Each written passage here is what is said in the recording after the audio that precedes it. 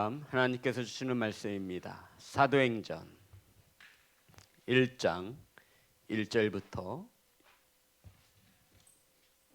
6절의 말씀입니다. 제 성경책으로 신약성경 187면에 있습니다. 사도행전 1장 1절부터 6절의 말씀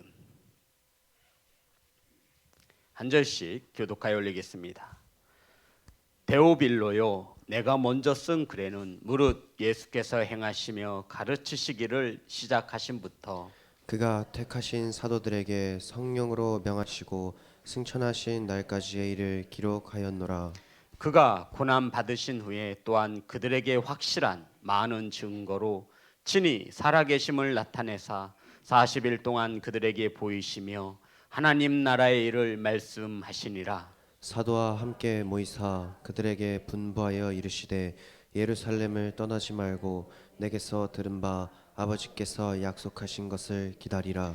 요한은 물로 세례를 베풀었으나 너희는 몇 날이 못되어 성령으로 세례를 받으리라 하셨느니라. 그들이 모였을 때 예수께 여쭈어 이르시되 주께서 이스라엘 나라를 회복하심이 이때니까 하니. 아멘. 기도하겠습니다. 사랑의 하나님, 오늘부터 사도행전 강해를 시작합니다. 말씀을 묵상하고 준비할 때마다 예수 그리스도의 마음을 허락하심에 하나님의 말씀을 온전히 바르게 전할 수 있도록 성령께서 일하여 주시옵소서. 이 시간 말씀을 받습니다. 하나님, 착하고 좋은 마음으로 하나님의 음성으로 받을 수 있도록 성령께서 역사하여 주옵소서. 예수님의 이름으로 기도드렸습니다. 아멘. 인사 나누겠습니다. 사랑합니다. 축복합니다. 오늘 함께 은혜 나누실 말씀의 제목은 하나님 나라의 일, 따라하겠습니다. 하나님 나라의 일. 오늘부터 한 2년에 걸쳐서 사도행전을 강의하며 한 장 한 절씩 하나님께서 오늘날 우리에게 주시고자 하시는 메시지가 무엇인지 나눌 때 많은 은혜를 받는 귀한 성도가 되어지기를 소망합니다. 사도행전은 주님의 말씀에 순종하며 살아간 사람들의 여정을 기록하고 있습니다.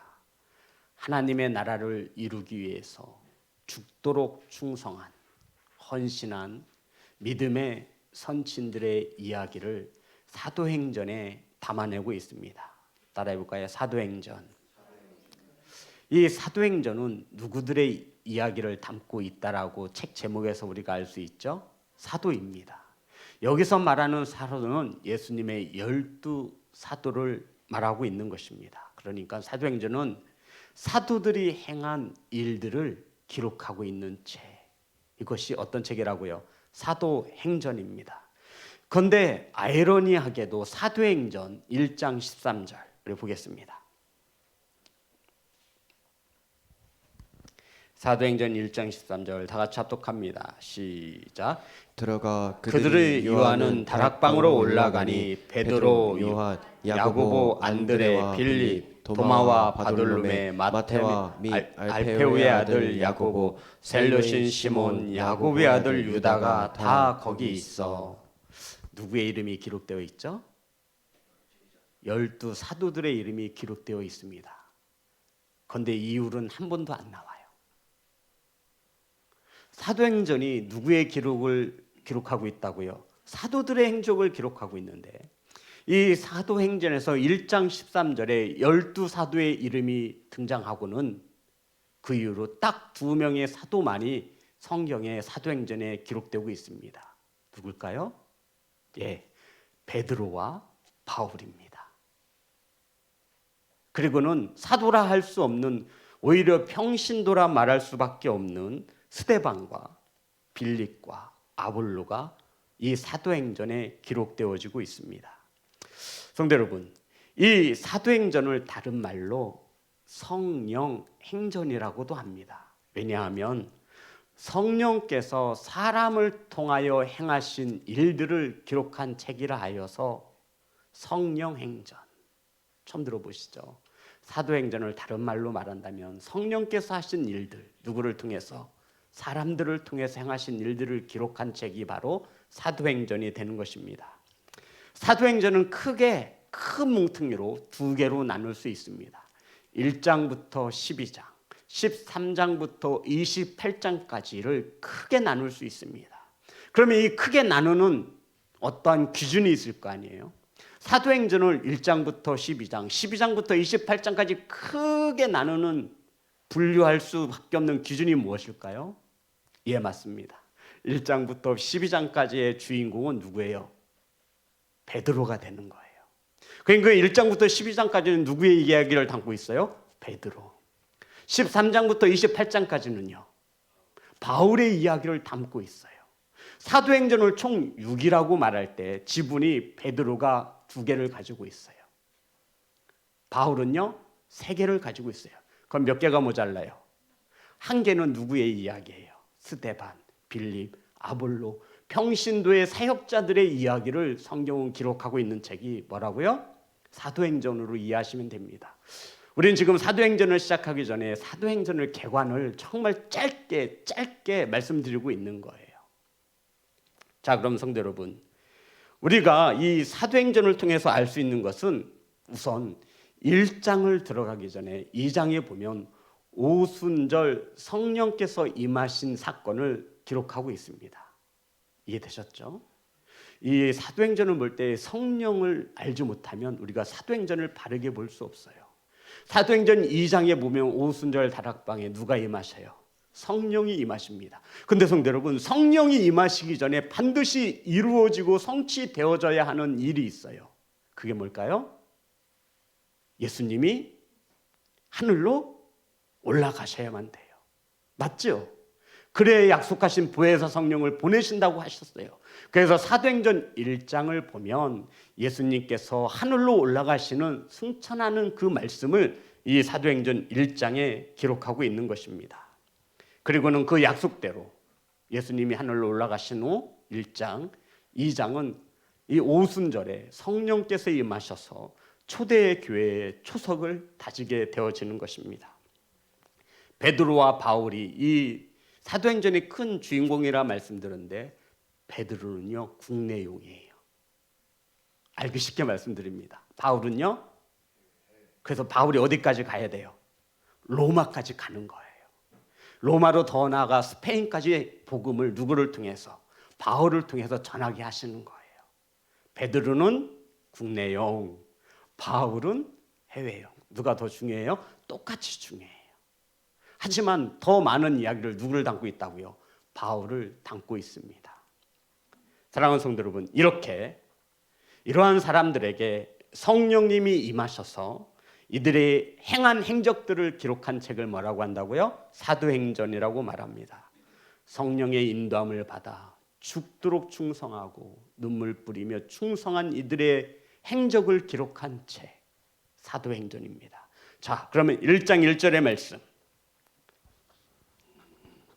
합독하겠습니다. 시작. 데오빌로여, 내가 먼저 쓴 글에는 무릇 예수께서 행하시며 가르치시기를 시작하심부터. 사도행전의 시작은 데오빌로여라고 하며 누군가의 이름을 부르는 것으로 시작되고 있습니다. 맞나요, 성도 여러분? 받는 사람의 이름이 가장 먼저 나온 것으로 볼 때 이 사도행전의 형식은 서신, 편지의 형식을 띠고 있음을 잘 알고 있습니다. 자, 그러면 받는 사람이 누구예요? 데오빌로. 근데 이 사도행전에 보면 이 사도행전을 쓴 저자는 나와 있지 않아요. 받는 사람만 알고 있어요. 받는 사람만 성경이 기록되고 있어요. 받는 사람이 누구예요? 데오빌로. 그런데 우리가 알 수 있는 힌트가, 이 사도행전을 누가 기록했는지를 알 수 있는 힌트가 성경 사도행전 1장 1절에 숨겨져 있습니다. 자, 다시 한번 1장 1절 다 같이 합독합니다. 시작. 데오빌로여, 내가 먼저 쓴 글에는, 따라합니다. 내가 먼저 쓴 글에는. 이게 무슨 말이죠? 사도행전을 기록하기 전에 또 한 권의 책을 먼저 썼다라는 거죠. 이해되시는 거죠? 다른 사람이에요? 똑같은 사람이에요? 똑같은 사람임을 말하고 있는 거예요. 그럼 여기서 내가 먼저 쓴 책, 이 책은 누가복음을 말하는 겁니다. 근거는 두 가지를 들 수 있는데요. 이 데오빌로라고 하는 이름은 누가복음에 나옵니다. 다른 성경에는 나오지 않아요. 그런 다음에 내가 먼저 쓴 책, 역사적인 기술로 볼 때 누가복음을 먼저 기록했습니다. 사랑하는 성도 여러분, 이 데오빌로라고 하는 이름이 누가복음에 언급되고 있는데 이 사도행전의 저자가 누구임을 말하고 있냐면 누가가 기록했음을 말하고 있습니다. 많은 성경학자들이 이것을 동조하고 저 또한 이 의견에 예스라고 하는, 이 사도행전을 누가가 기록했다라고 하는 이것을 저도 동의합니다. 누가복음 24장에 보면 또 한 가지의 어떤 근거를 들면 24장 끝을 보면 예수 그리스도가 주님이 제자들이 보시는 앞에서 이 땅에 40일 동안 머무시다가 하늘로 승천하시는 모습을 기록하고 있습니다. 사도행전 1장의 내용이 뭐라고 했죠? 예수님이 하늘로 올라가시는 내용이에요. 그래야 2장에 약속하신 누가 오신다라고요? 성령께서 오시기 때문입니다. 누가복음 24장 마지막 절을 누가가 예수께서 제자들이 보시는 앞에 40일 동안 보이시다가 하늘로 올라가셨어요. 그리고 이제 사도행전을 다시 시작하며 가장 먼저 데오빌로에게 어떤 이야기를 꺼내드냐면 예수 그리스도가 하늘로 올라간 이야기부터 시작되는 거예요. 똑같은 결말과 똑같은 시작을 이 누가복음이 일부러 이것을 노출시키면서 데오빌로에게 예수 그리스도가 하늘로 올라간 이야기부터 시작하고 있다라는 것이죠. 자, 그러면 성도 여러분, 이 편지를 받는 데오빌로가 누군지는 우리가 알아야 하지 않겠습니까? 누가복음 1장 3절부터 4절입니다.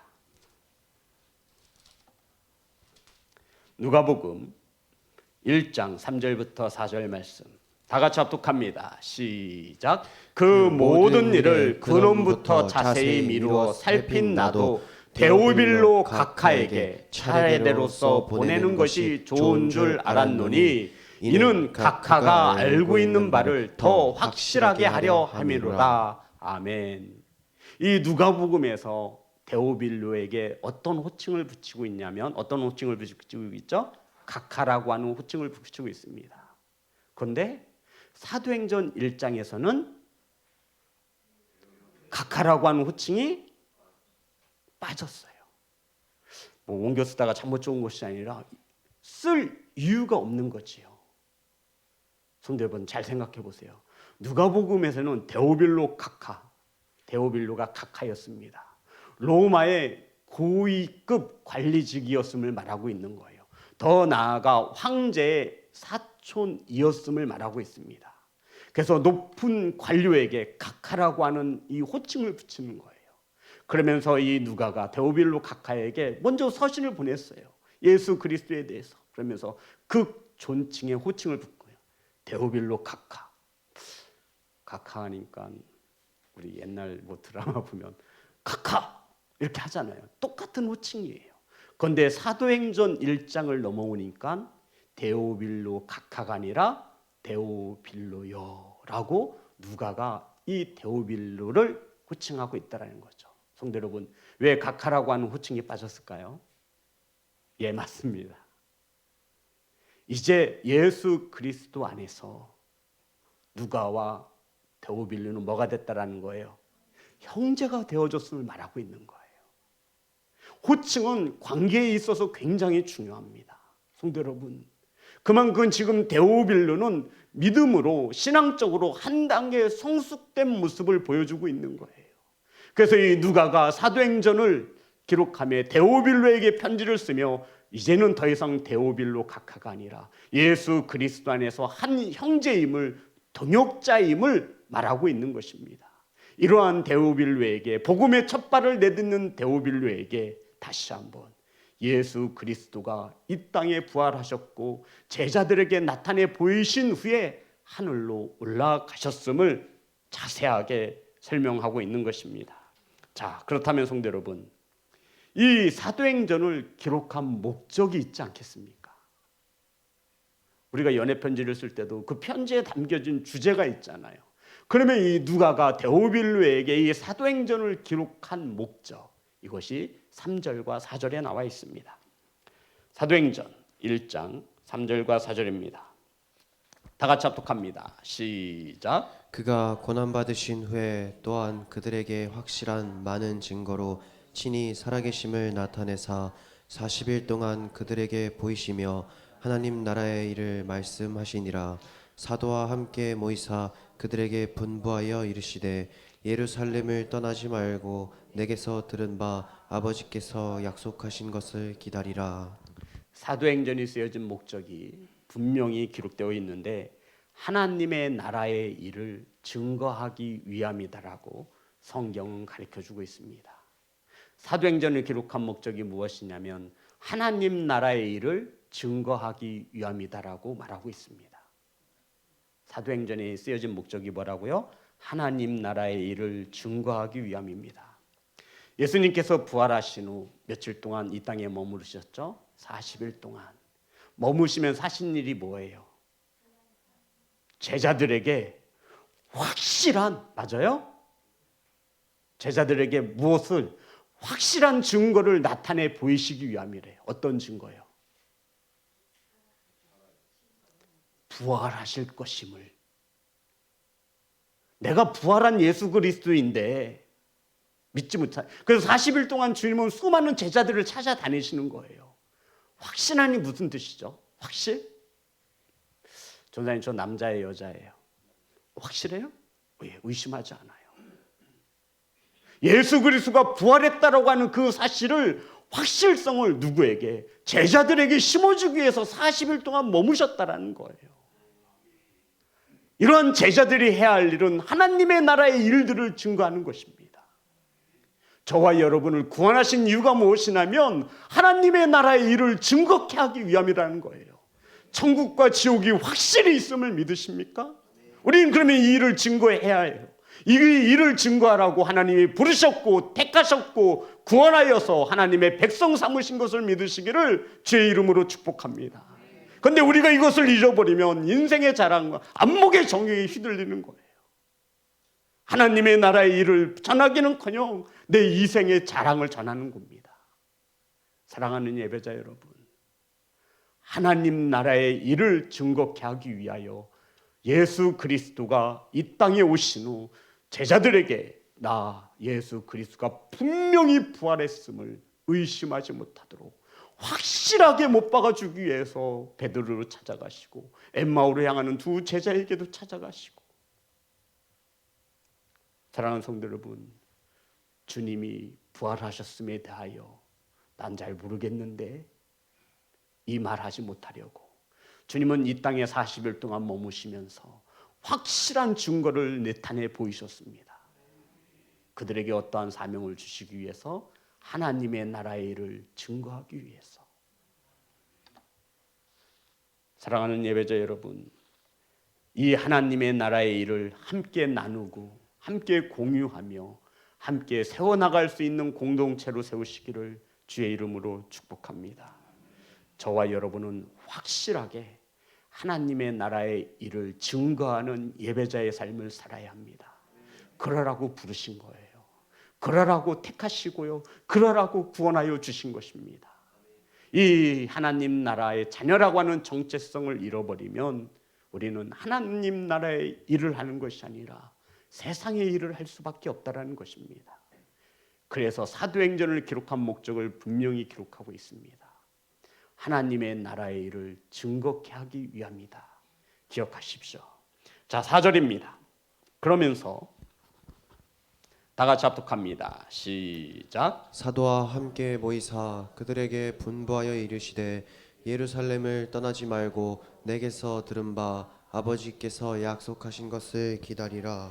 하나님 나라의 일을 말씀하신 후에 제자들에게 예루살렘을 떠나지 말고 아버지께서 약속하신 것을 기다리라 말씀하셨습니다. 성도 여러분, 아버지께서 약속하신 것이 있는데 그것을 기다리라고 말씀하고 있는 거예요. 그게 뭐예요? 성령이에요. 주님이 하늘로 올라가셔야만 하나님께서 약속하신 보혜사 성령님을 이 땅에 보내시는 것이지요. 그러니 주님께서는 제자들에게 예루살렘을 떠나지 말고 신앙의 공동체를 떠나지 말고 힘들고 어려운 일이 있더라도 이 공동체를 떠나지 말고 이 안에서 하나님께서 약속하신 성령을 받으라 말씀하고 있는 것입니다. 자, 누가복음 24장 49절입니다.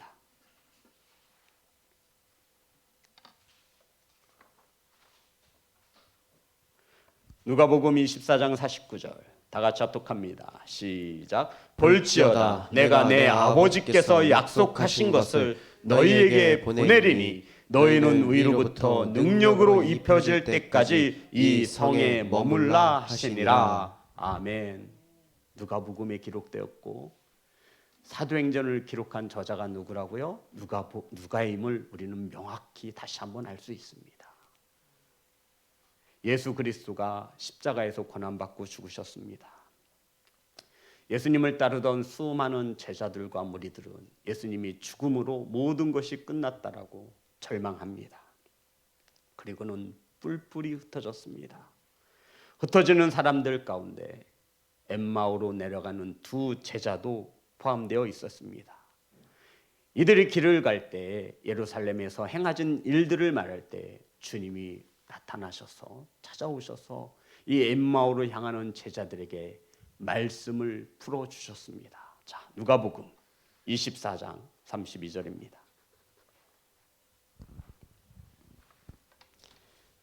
다 같이 합독합니다. 시작. 그들이 서로 말하되 길에서 우리에게 말씀하시려고 우리에게 성경을 풀어주실 때 우리 속에서 마음이 뜨겁지 아니하더냐 하고. 아멘.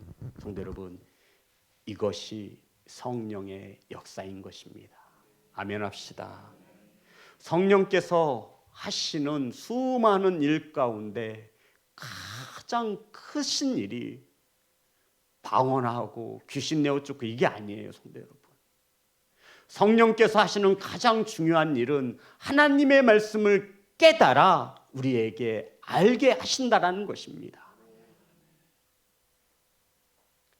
우리가 성령하면 뜨거운 불, 방언, 치유의 역사에 물론 맞습니다.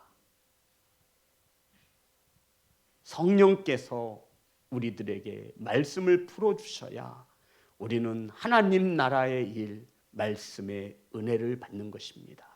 이게 성령께서 하시는 일이에요.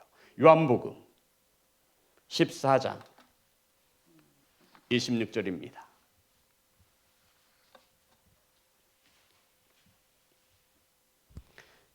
다 같이 합독합니다. 시작. 보혜사 곧 아버지께서 내 이름으로 보내실 성령 그가 너희에게 모든 것을 가르치고 내가 너희에게 말한 모든 것을 생각나게 하리라. 아멘.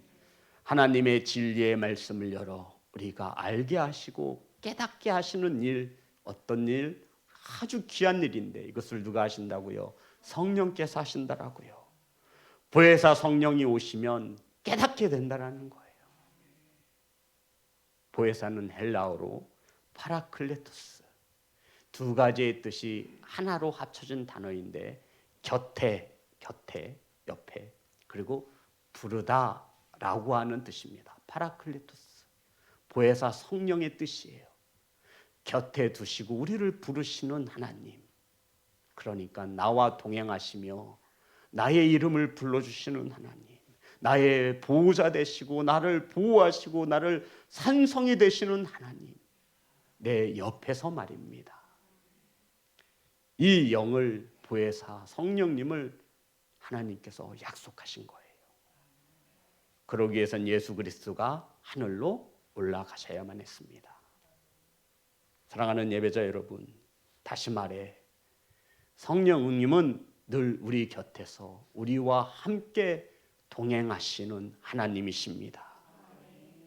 예수의 이름으로 오는 이 성령은 모든 것을 가르치고 주님이 말씀하신 모든 것을 생각나게 하신답니다. 아멘. 사랑하는 성도 여러분, 그래서 성령에 충만한 자가 하나님의 말씀을 받아 은혜를 받는다 말씀하는 것입니다. 이 말씀은 세상 사람들에게는 그냥 휴지 조각에 불과할 뿐입니다.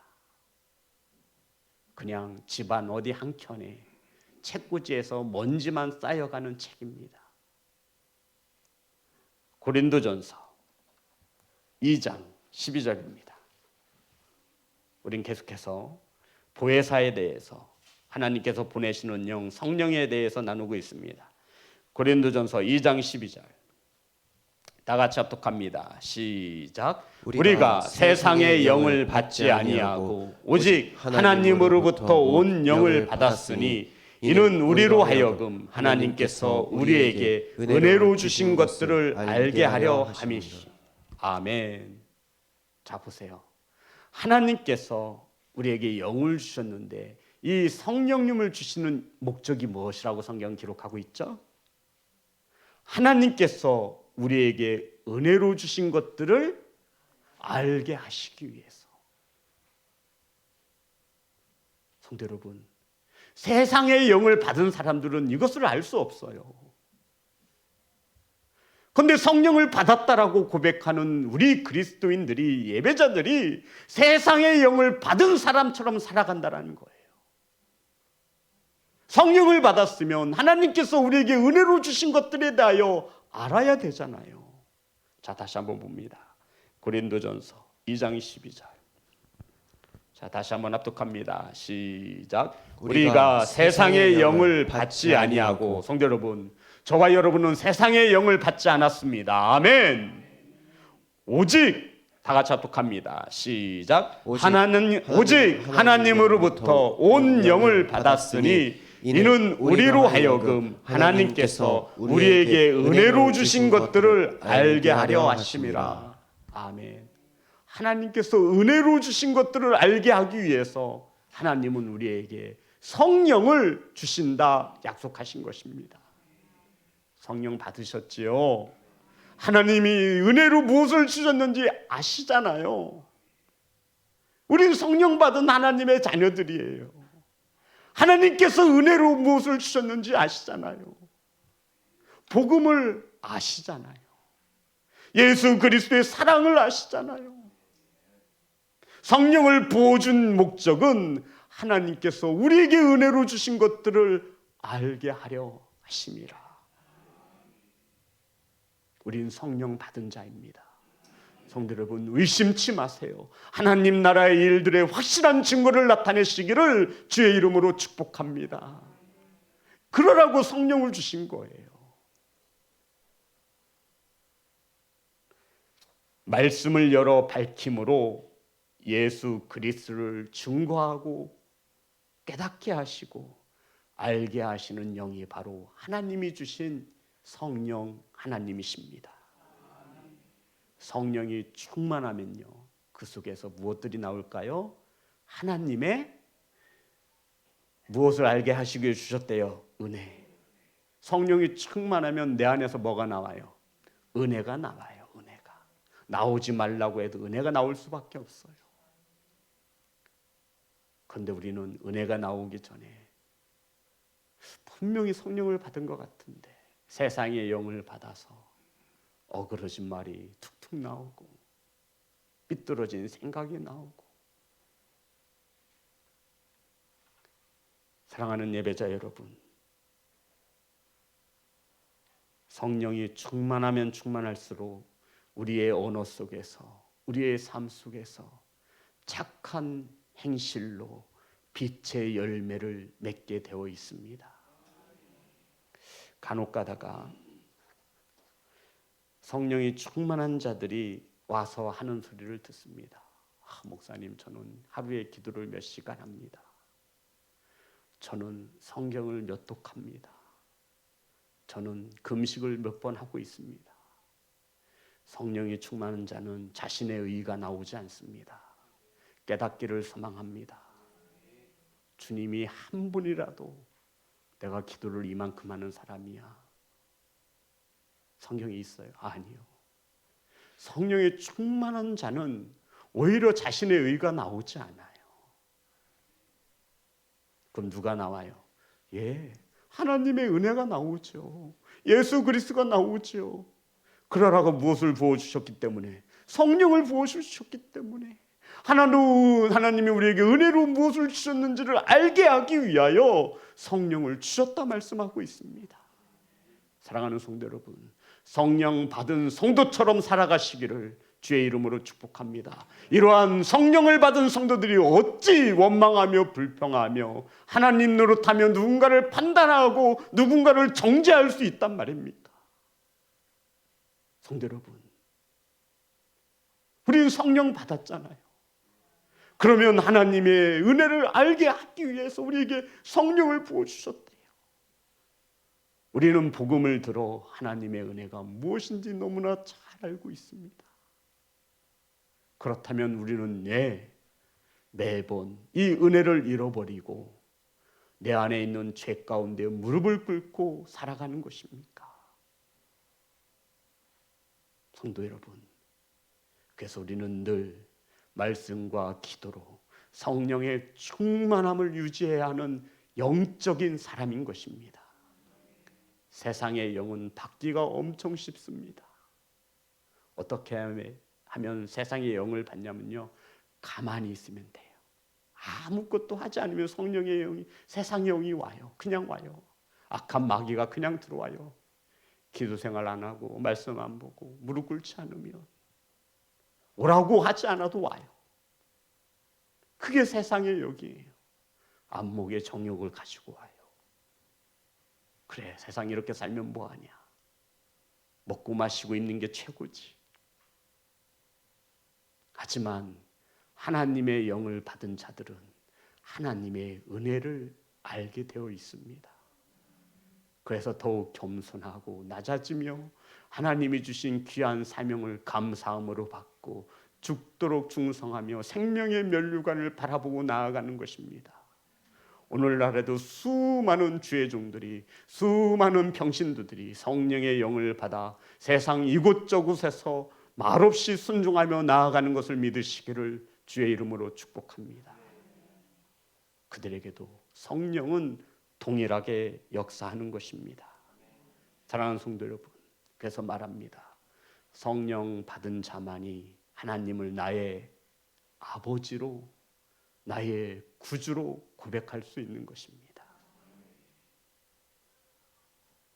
사랑하는 성도 여러분, 그렇다면 저와 여러분이 이제 1년 반, 길게는 2년에 걸쳐서 이 사도행전에 대해서 은혜를 나눌 텐데, 이 사도행전을 기록한 사람이 누구라고 말씀드렸죠? 누가예요. 그런데 이 사도행전의 원 저자가 있어요. 누구죠? 하나님. 따라합니다. 하나님. 베드로전서 1장 20절부터 21절.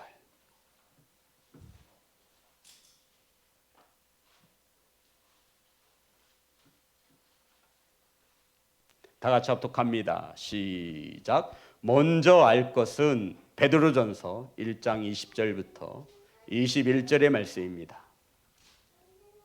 다 같이 합독합니다. 시작. 먼저 알 것은 그는 창세 전부터 미리 알림 바 되시니나 이 말세에 너희를 위하여 나타내신 바 되었으니 너희는 그를 죽은 자 가운데서 살리시고 영광을 주신 하나님의 그리스도로 말미암아 믿는 자니 너희 믿음과 소망이 하나님께 있게 하셨느니라. 죄송합니다. 말씀을 좀 찾아주세요. 먼저 알 것은 성경의 모든 예언은 사사로이 풀 것이 아니니, 이 말씀입니다.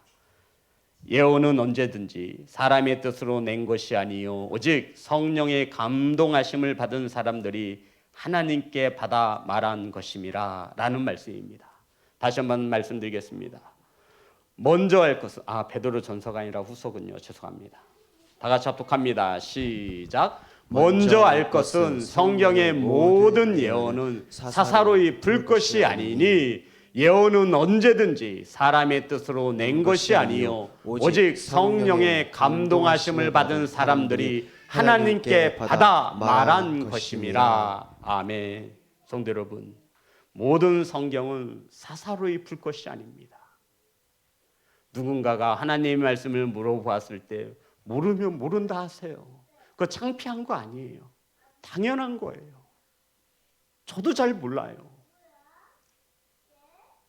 예언은 언제든지 사람의 뜻으로 낸 것이 아니요 하나님의 말씀은 사람의 뜻으로 적혀진 것이 아닙니다. 오직 성령의 감동하심을 받은 사람들이 누구에게 받아? 하나님께 받아 말한 것임이라. 아멘. 그러니까 이런 내용이죠. 성경은 사람이 썼지만 이 사람은 성령의 감동으로 하나님의 말씀을 받아 기록했다라는 말씀입니다. 사랑하는 성도 여러분, 성경은 하나님의 나라의 일들을 기록하고 있습니다.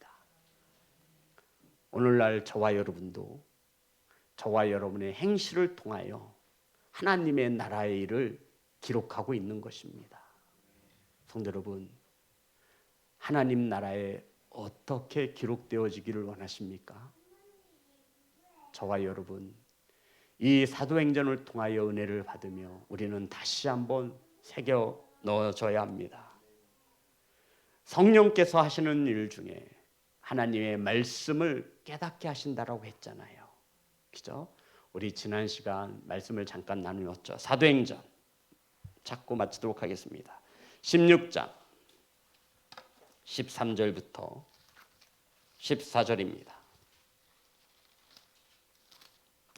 사도행전 16장 13절부터 14절 다 같이 합독합니다. 시작. 안식일에 우리가 기도할 곳이 있을까 하여 문 밖 강가에 나가 거기에 앉아서 모인 여자들에게 말하는데 두아디라시에 있는 자색옷감 장사로서 하나님을 섬기는 루디아라 하는 한 여자가 말을 듣고 있을 때 주께서 그 마음을 열어 바울의 말을 따르게 하신지라. 사도 바울이 복음을 전하기 위하여 마게도냐의 빌립보에 도착하였습니다. 이 빌립보는 마게도냐에서 굉장히 중요한 성읍이었습니다. 그런데 이 성읍에 사도 바울이 안식일을 맞아 예배할 처소를 찾고 다녔습니다. 성도 여러분, 지금 바울은 선교 여행 중입니다. 쉽게 말해서 노숙자와 같은 생활을 하고 있는 거예요. 마게도냐에 어떤 연구지를 둔 것이 아니죠. 그 일행들과 오늘날로 말하면 여관도 있고 무엇이 있겠지만 당장 안식일을 맞아서 기도할 처소가 없었습니다. 이때 강가를 거닐며 강가에 있는 여인들에게 묻습니다. 혹 안식일을 맞아 기도할 처소가 있겠냐고. 없지요. 당연히 없지요. 성도 여러분, 이 당시 빌립보는 로마의 정치적으로 외교적으로 억압을 받고 있었습니다. 로마가 이 빌립보를 다스리고 있었죠. 황제의 이름을 따서 그 도시 이름을 빌립보라 이름한 것입니다. 황제는 신과 같은 존재인데 어찌 그 도시에 다른 신들의 성전이 세워질 수 있습니까? 이거는 목숨을 내놓고 하는 일이에요. 그때 그 말을 듣고 있을 때 어디 기도할 처소 없습니까? 어디 기도할 공간이 없습니까? 라고 말할 때 그곳에 루디아라고 하는 여인이 있었습니다. 루디아라고 하는 여인은 자주색 옷감을 팔아 생계를 이어가는 오늘날로 말하면 저소득층에 해당되는 여인이었습니다. 그런데 오늘 말씀을 보니까 14절 사도행전 16장 14절 제가 읽겠습니다. 루디아시에 있는 자색옷감 장사로서 하나님을 섬기는 루디아라는 한 여자가 말을 듣고 있을 때 사도 바울의 말을 듣고 있는 거예요. 안식일을 맞아 기도할 처소가 없을까요? 주께서 그 마음을 열어 바울의 말을 따르게 하신지라. 누가 마음의 문을 열었다라는 거예요? 주께서. 성도 여러분, 저와 여러분도 주님이 우리의 마음을 열어주십니다. 아멘. 그런데 이 루디아는 마음을 열어주실 때 순종했다고 합니다. 성도 여러분, 하나님의 말씀을 통해서 성령께서 말씀을 통해서 우리의 마음을 열어주실 때가 많지 않습니까? 이제 저와 여러분이 해야 할 차례입니다. 말씀이 깨달아지고 말씀을 알게 하신 성령 하나님, 이제 저와 여러분이 확실한 증거를 가지고 하나님 나라의 일들을 증거해야 합니다. 하나님의 말씀으로 은혜가 되어지고 깨달아지거든, 마음의 문이 열리거든 순종하시는 귀한 성도가 되시기를 주의 이름으로 축복합니다. 사도행전은 성령님의 이끌리어 말씀에 순종한 자들의 이야기를, 행적을 기록한 책이 사도행전입니다. 성도 여러분, 사도행전은 28장으로 끝나지 않습니다. 29장, 30장, 31장 여전히 오늘날에도 기록되어지고 있습니다. 저와 여러분도 한 장을 기록할 수 있기를 소망합니다. 저와 여러분의 이름도 이곳에 기록되어지기를 원합니다. 하나님의 나라의 일들을 증거하는 확실한 예배자로 바로 서시기를 주님의 이름으로 축복합니다. 우리 하나님 앞에 찬양합니다.